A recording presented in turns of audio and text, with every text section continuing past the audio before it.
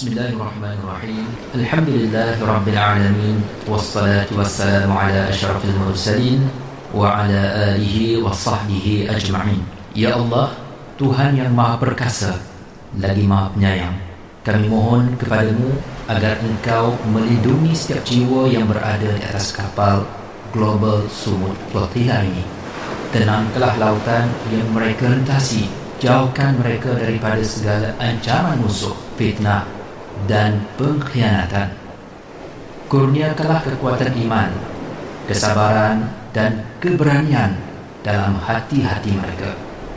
Jadikanlah setiap langkah dan usaha mereka sebagai amal soleh yang Engkau terima. Satukanlah doa kami di seluruh dunia untuk mengiringi perjalanan mereka, dan sampaikanlah misi kemanusiaan ini dengan selamat demi pembebasan serta kemenangan saudara-saudara kami di bumi Palestin yang tercinta.